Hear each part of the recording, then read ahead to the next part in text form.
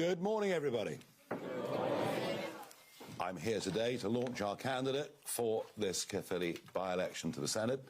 I understand and appreciate the tragic circumstances that have led to this by-election, and we deeply sympathise with the family for what's happened. But the wheels of democracy have to continue to turn. It's also, of course, been another great tragedy this week with a very good friend of mine killed in America. And I just have to say that some of the responses that we've heard to that murder have been, I think, frankly, quite despicable. And I just wanted to put that on the record. And we are a party that believes in active, energetic debate. We're a party that believes in free speech. But even free speech has its limits. And nobody that ever represents reform or wears our badge will ever engage in such conversations, even against people we deeply disagree with, because that's what the democratic process is supposed to be all about.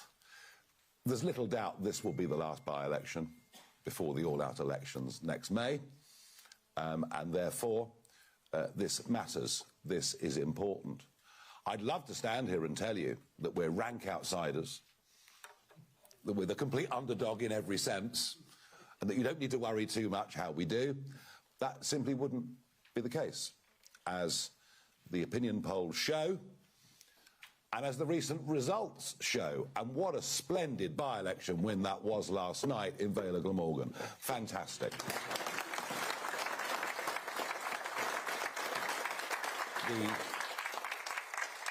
We are building a very, very good grassroots outfit right across Wales. I'm very, very proud of the incredible progress we've made over the course of the last year. And that's been reflected in these results. It's been reflected in these opinion polls. And so we go into this contest. And I want to make it absolutely clear from the start. We are in it to win it. Simple as. Simple as. And I've no doubt Plaid will put in a very, very big effort, and I've no doubt Labour will try, though I think after the Peter Mandelson sacking... It was funny, I was there in the House of Commons on Wednesday, and when the Prime Minister was standing up and saying we have every confidence in the British ambassador, a bit like, you know, the chairman of the football club, we have every confidence in the manager, and he's gone for the weekend. I didn't see a single Labour MP nod in agreement, not even the front bench. So Labour have their problems nationally, but, you know, the record here is 26 years, isn't it? It's 26 years of being in control, and by every measure and every marker, when you compare it to the rest of the United Kingdom, everything in Wales is failing. There is no debate about that. There is no argument about that. Wherever you look, whether it's education, whether it's health delivery, whether it's investment, whether it's unemployment rates, it doesn't matter where you look. Wales is failing. That's even without mentioning the 20-mile-an-hour speed limits that have been imposed everywhere. So I think the voters are looking for change. I think the voters are looking for positivity. We will go into this by-election. We will absolutely throw everything at it. We intend to win this by-election. That is the message I'm giving to the media. And if some people think I'm setting expectations too high, I'm not. I'm being realistic. We have every chance next May of doing something quite spectacular in Wales. You will be seeing an awful lot of me between now and next May. Well, thank you.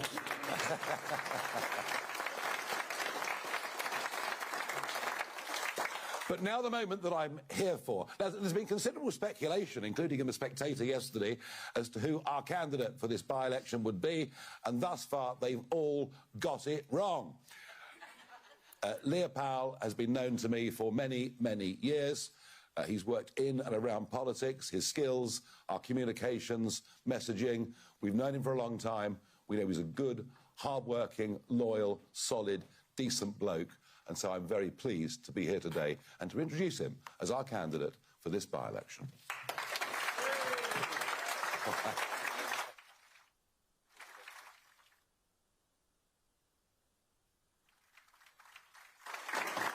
Okay. Bore da, good morning. Croeso bawb I Caerphilly, welcome. Nigel, it's great to welcome you here again to Wales. Labour and Plaid have run Caerphilly and Wales now for 26 long years. And what do we have to show for it? Our Welsh NHS is in crisis, patients are waiting too long for treatment, and hard-working frontline staff feel demonised. Schools are overstretched. Too many of our young people feel they need to leave this area for opportunities. Our communities have been left behind, our high streets are declining, and frontline services are disappearing. Labour has taken your vote for granted, and their sidekicks in Plaid Cymru have proven they won't stand up to them. For a century, Labour has had power here. They've had their chance to deliver change, and they failed. You owe them no loyalty. As for Plaid Cymru, instead of standing up to Labour, they've backed Labour time and time again. Plaid Cymru talk about change to get your vote. But when calls come, they fall in line and prop up a failed government. The truth is, a vote for Labour is a vote for the same. A vote for Plaid is a vote for Labour. This area deserves better. I'm standing as your candidate in this by-election to break the grip of these failed parties. So my message today, reform is here, and we're ready to offer a real alternative. An alternative rooted in fairness, ambition, and accountability. The NHS was born in these valleys. My mother was a nurse. I believe in a real NHS, free at the point of delivery, with free prescriptions across Wales. One that works for patients, staff alike. No more excuses from Cardiff Bay. I believe in a strong local economy here in Caerphilly, with thriving businesses, where our young people have opportunities right here, not just in the cities. If you elect me, I will put Caerphilly first, never as an afterthought, never as a pawn in someone else's deal. This by-election is your opportunity to send a message to Labour in Caerphilly, in Cardiff Bay, and in Westminster. Use your vote to tell Labour they cannot take your vote for granted. And tell Plaid Cymru they can't keep propping up failed governments. Caerphilly demands better. I'm ready to fight for a better future, to fight for you, and to fight for Caerphilly. Mae'r amser wedi dod I gweld pobl sefyll lan a gael llais glywed yn yr etholiad hyn. A fi'n falch iawn I bod yr candidate Reform UK yn yr etholiad hyn. So today, I ask you to join me. Join me in standing up for our communities. Join me in demanding change and send a clear signal to Cardiff Bay that Caerphilly will no longer be taken for granted. We need reform now more than ever. Diolch yn fawr iawn. Thank you.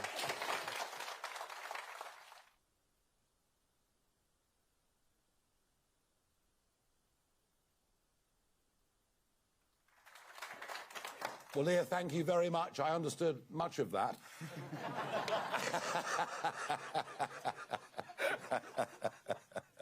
But he's a very, very passionate guy.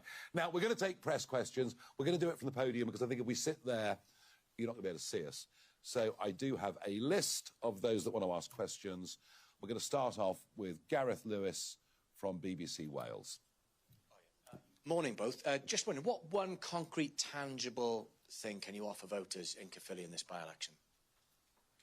Well, what I'm really keen on doing is holding this government to account. You've heard the First Minister already say that Labour will find it difficult to pass a budget if they lose it. And I want to be clear on this, that if I'm elected, I will never vote for a budget that contains the nation of sanctuary policy continuing. I will never support a budget...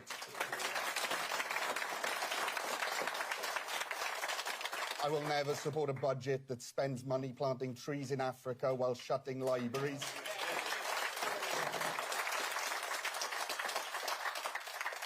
So, in this election, there is a lot on the cards. We're taking it very seriously, and holding that government is going to be key for us in this and setting out our stall. And I think there's a lot of good we can do, from the libraries, the roads, the potholes. Look at what the council has done here. I think what Caerphilly really needs now is a strong voice, and that's what I aim to be.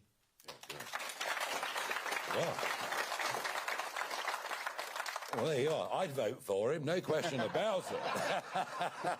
He's good. I better watch myself, hadn't I, really? Michael Griffiths from ITV Wales. Hello, thanks both.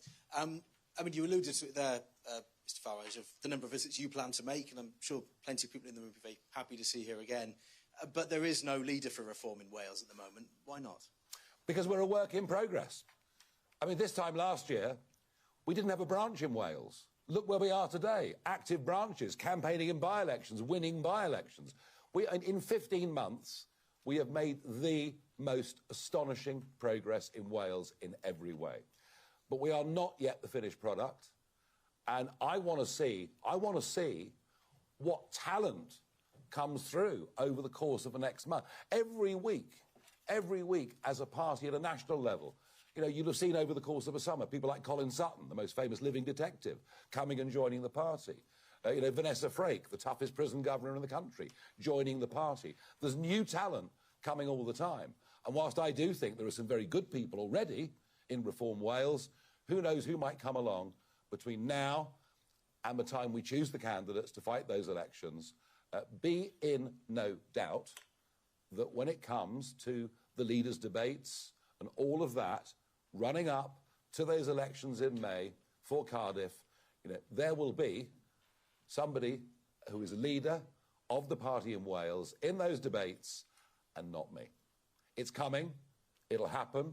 We're growing. We're attracting talent. We're on our way. And by the time next May comes, we will be the real deal.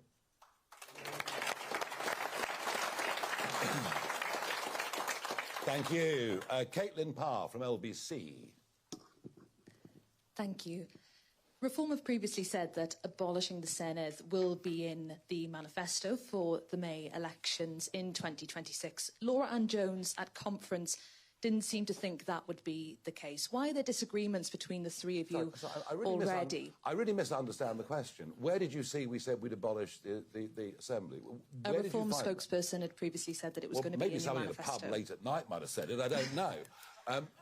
No, look, you know, devolution in Wales was very, very contentious back in the 1990s. It literally passed by a cigarette paper of 7,000 votes. There was no widespread, huge public demand. Only 1 in 4 people in Wales voted for it. That was a quarter of a century ago. There are some people today who are very disillusioned with devolution. What they're disillusioned with is the failure of Labour over 26 years to make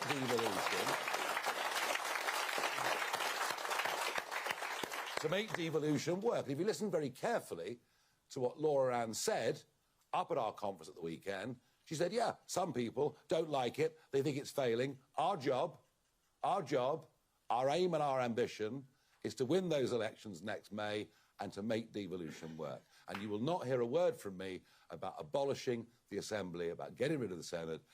You know, there are 1 or 2 voices that still think that, but I think we have to accept the facts of life as they are. It's happened.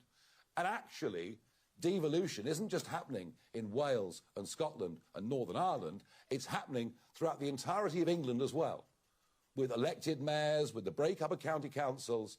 That is the landscape that we face. They're the battles that we have to fight. We're not questioning that premise. Thank you.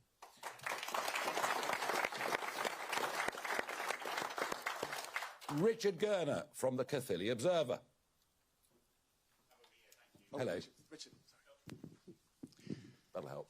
Hi. You talked about improving the local economy and revitalising town centres. What on-the-ground work will Reform do to achieve that? I think the first thing we need to speak about, which the Welsh Government aren't, and that's business rates. I've spoken to a number of businesses throughout Caerphilly now, up in Bargoed and across the area completely, and they tell me the business rate is a big concern to them, connecting up transport.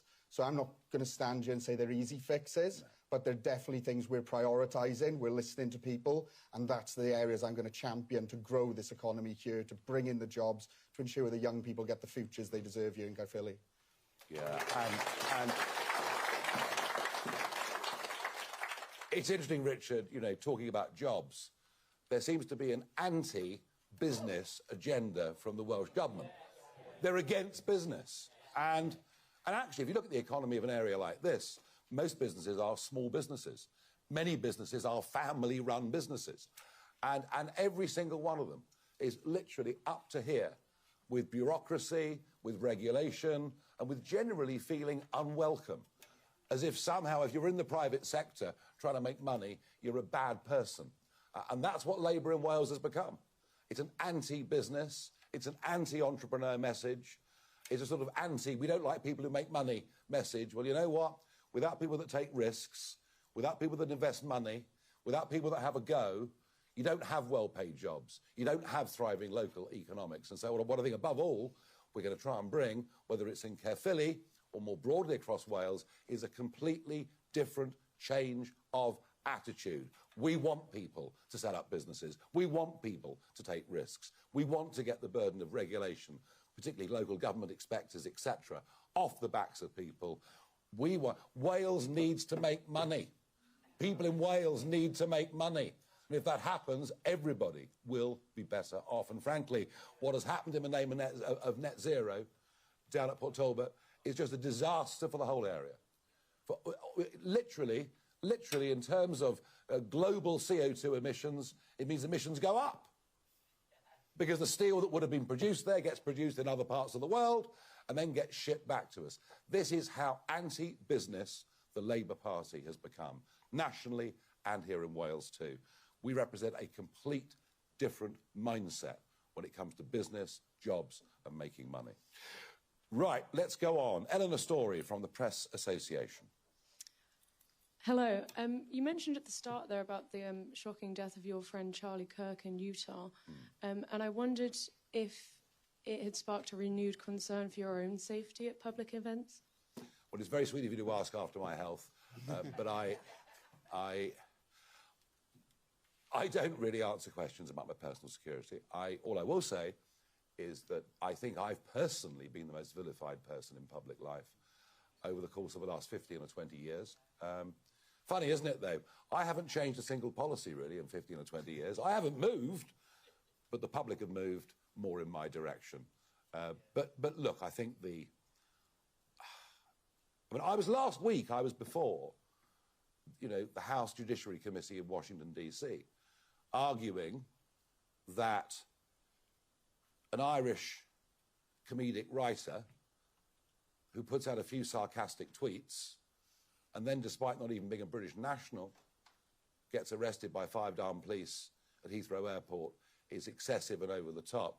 What I will say is, if we are serious about understanding what the limits of free speech are, right, and I will say this actually, those people who posted on TikTok, open TikToks calling for me to be killed yesterday, let's see if the police go and arrest them. Yes. Shall we?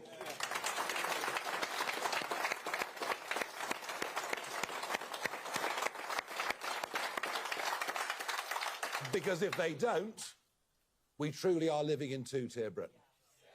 All right? So I think it's really, really important. OK, and finally, we have Ellie Gosley from Wales Online. Hello. You've just said that you want to make devolution work and are ruling out abolishing the Senedd as a policy for you. So when can we expect to hear more about your policies? You've both just mentioned the NHS in Wales failing. What would you do to change that? OK, look, I'm going to give you a very similar answer to the one I gave earlier. We are working hard right now on policy. We are working hard right now on what we will present as our full package to every Welsh household, to every Welsh voter next year. I think, you know, in terms of travel, in terms of direction, in terms of philosophy, a fair bit of that actually has even been laid out this morning. In terms of a detail of that and what will be discussed, you know, openly in the run-up to May, that will all come. We're only in mid-September now. We're working very hard on it. And we will present you, I promise, with the full package. That is what we intend to do, and we will do it.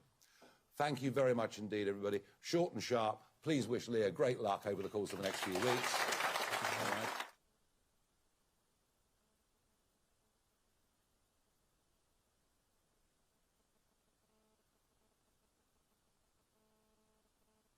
Yes, there'll be a couple of interviews, and I'm then going to go and cut the ribbon on the campaign shop.